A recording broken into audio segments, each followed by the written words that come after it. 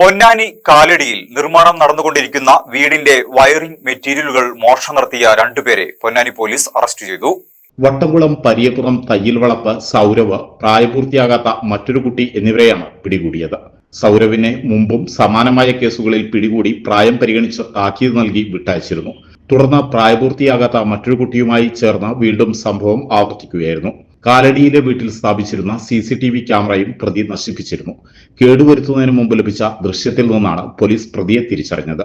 പ്രതികൾക്കെതിരെ സമാന സംഭവങ്ങളിൽ കൂടുതൽ പരാതികൾ വരുന്നുണ്ട്. പൊന്നാനി പോലീസ് ഇൻസ്പെക്ടർ സതീഷ് കുമാറിന്റെ നേതൃത്വത്തിൽ SI Shijimon, senior civil police ഓഫീസർമാരായ നാസർ, S പ്രശാന്ത് കുമാർ, ജംജറോൺ, സിവിൽ പോലീസ് ഓഫീസർമാരായ ശ്രീരാജ്, പിജിൻ ഗോവിന്ദ്, വിജേഷ് എന്നിവരടങ്ങിയ സംഘമാണ് അന്വേഷണം നടത്തി പ്രതികളെ കണ്ടെത്തിയത്. കളവ് ചെയ്ത് കിട്ടുന്ന തുക ലഹരി ഉപയോഗത്തിനാണ് വിനിയോഗിക്കുന്നതെന്ന് പ്രതി പോലീസിനോട് പറഞ്ഞു. പ്രതിയെ പൊന്നാനി കോടതിയിൽ ഹാജരാക്കി റിമാൻഡ് ചെയ്തു. സഹായിയായ കൗമാരക്കാരനെ ജുവനൈൽ കോടതി മുമ്പാകെ ഹാജരാക്കും. ആഘോഷങ്ങൾ വരവായി.